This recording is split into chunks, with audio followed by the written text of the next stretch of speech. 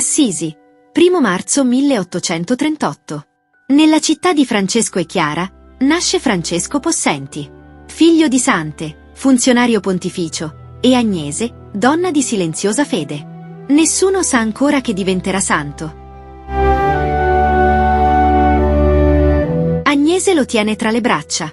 Non sa che potrà custodirlo solo per 4 anni. Ma l'amore di una madre non conosce tempo. A 4 anni, Francesco impara che l'amore più grande sa di addio. Agnese muore a 38 anni, lasciando un vuoto che nessuno potrà colmare.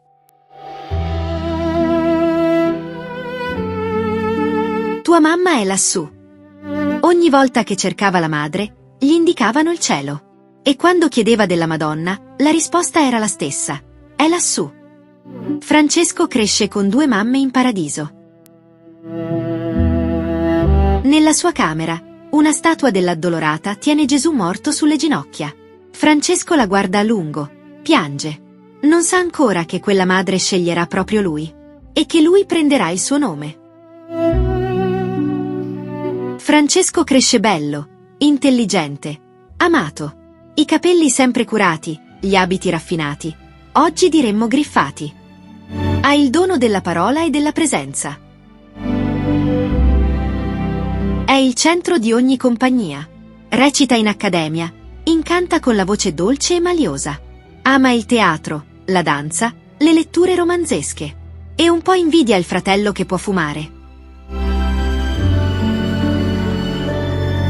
Non ama stare chiuso in casa.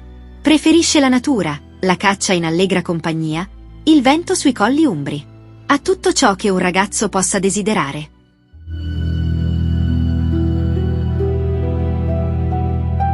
Carattere emotivo, sentimentale. Basta una scintilla per accendere ribellioni improvvise. Ma il cuore è buono e si commuove davanti a ogni miseria. Non si vergogna di pregare. Per un po' Francesco non rimane insensibile a un incipiente amore umano. Il cuore cerca dove posarsi, ma sente che non è quella la strada.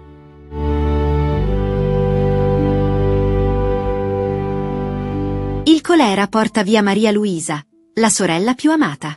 Francesco, 17 anni, guarda la morte in faccia. Non sarà più lo stesso.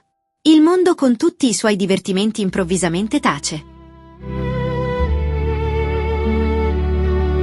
22 agosto 1856. Ottava dell'Assunzione. Spoleto è in festa. Anche Francesco è lì, in ginocchio tra la folla. Non sa di essere atteso. Lei arriva. Sembra cercare qualcuno tra la folla. Lo trova. Lo guarda. Appena toccato da quello sguardo, dal profondo del suo cuore scaturisce un fuoco dolcissimo e inestinguibile. E ode distintamente una voce. Francesco, che stai a fare nel mondo? Tu non sei fatto per il mondo. Segui la tua vocazione. Parla al confessore, che lo incoraggia.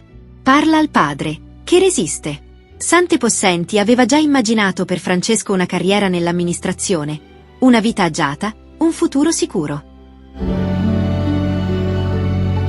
Ma Francesco ha visto la madre. Non può più aspettare. Nell'autunno del 1856 lascia Spoleto. Direzione: Loreto. Destinazione: un'altra vita. A 18 anni, Francesco Possenti muore. Nasce fra Gabriele di Maria Addolorata. Il nome dice tutto, sa di essere figlio di quella madre che lo ha guardato. Scrive al padre: «O papà mio, credete a un figlio che vi parla col cuore sulle labbra. Non baratterei un quarto d'ora di stare dinanzi alla nostra Consolatrice e Speranza Maria Santissima, con 1 anno e quanto tempo volete, tra gli spettacoli e i divertimenti del mondo».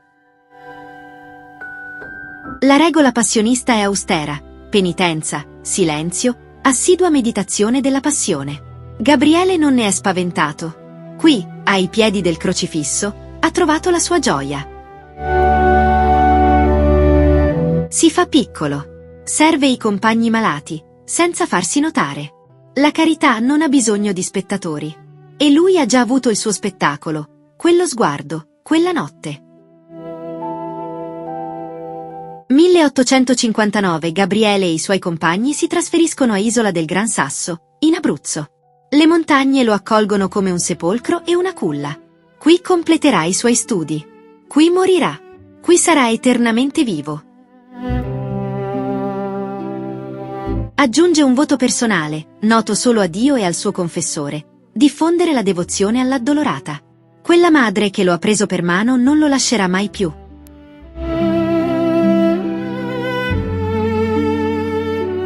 La sua salute era già fragile.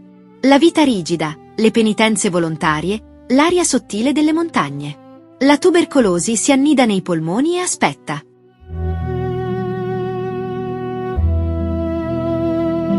Sa che il tempo è breve. Scrive al padre, ai fratelli. Non chiede di essere portato via. Ha già fatto la sua scelta. Ora aspetta.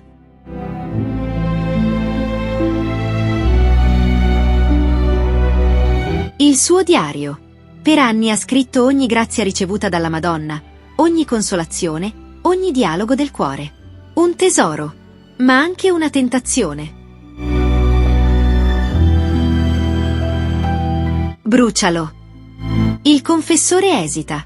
Brucialo. Padre, che il nemico non mi tenti di vanagloria nell'ultimo combattimento. L'obbedienza costa più del rogo. Il confessore obbedisce. Quel prezioso documento di vita spirituale è perduto per noi.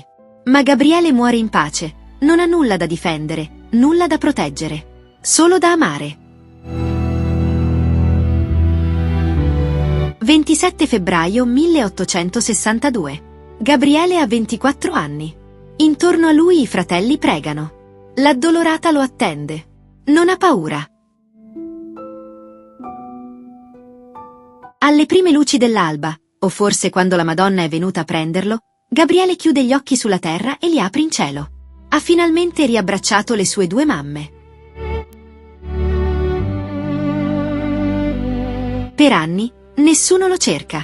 È sepolto come tanti altri, un passionista morto giovane, presto dimenticato. Ma la Madonna non dimentica i suoi figli.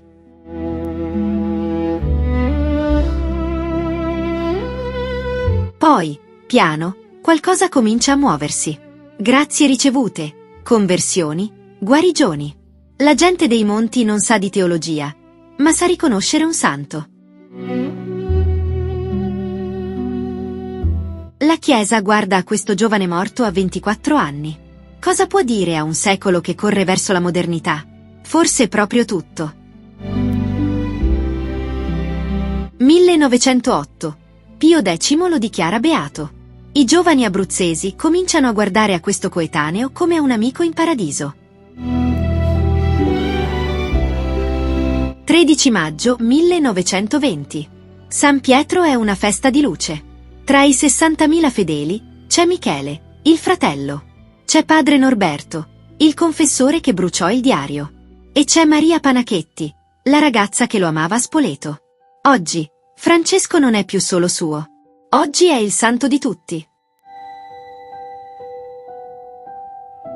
Centinaia di migliaia di giovani ogni anno salgono a Isola del Gran Sasso. Lasciano zaini e smartphone. Cercano qualcosa di più. Cercano lui.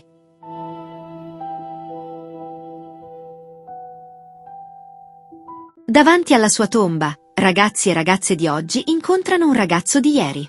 2 secoli di distanza. Eppure così vicino. Così giovane. Così santo.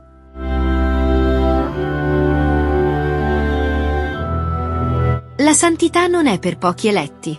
È per chi, come Francesco, un giorno alza lo sguardo dalla propria vita e vede più in là. E decide. E cammina.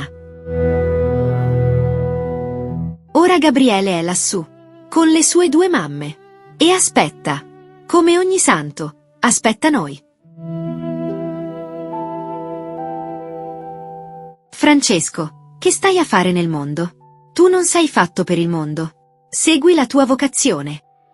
San Gabriele dell'Addolorata, prega per noi.